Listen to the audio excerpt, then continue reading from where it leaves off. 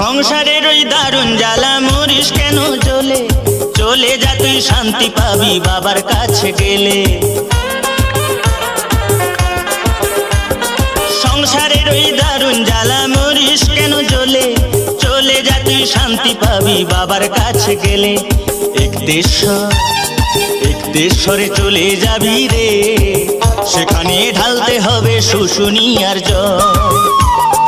একদেশ্বরে চলে যাবি রে, সেখানে ঢালতে হবে শুশুনিয়ার জল।